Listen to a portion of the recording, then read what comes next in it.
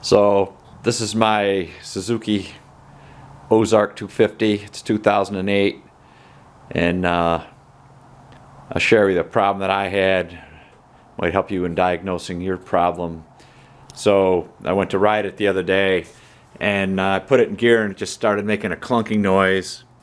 At first I thought it was a transmission, but it was doing it in every gear. So I got off and looked, and basically this drive shaft was spinning and the axle wasn't turning. Okay, so alright, I thought the ring and pinion gear must have been shot.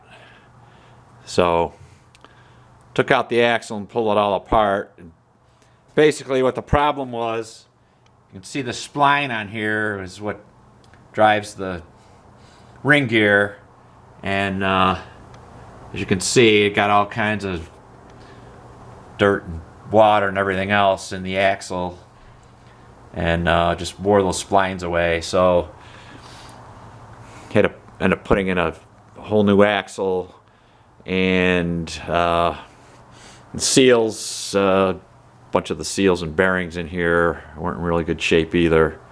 And then the bearing on this far side over here where the brake is, that one there, that was pretty tight as well. So anyway, I went on an internet and found some dealership, and they wanted $450 for that axle, and by the time I added everything up, it was around $900 for the bearings and the seals and the ring gear.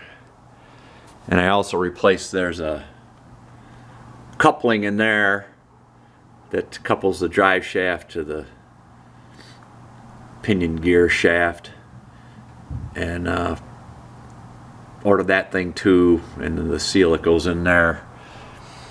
And I was even debating whether or not to do it for that much money. So anyway, I went on eBay and I found this axle for $90, and some what they want for some of those bearings and seals is outrageous at the dealership, and ended up getting a whole bearing and seal kit for the gear case here, and the far side bearing over there, and some different seals and things. Got the whole thing for $430, which is still a lot, but it was a lot better than $900. So anyway, if you're having that problem, that may be what the issue is.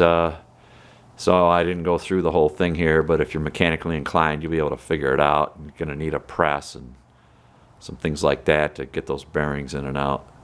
But other than that, it's fairly straightforward. So good luck. Thanks for watching. Hope this helps you out.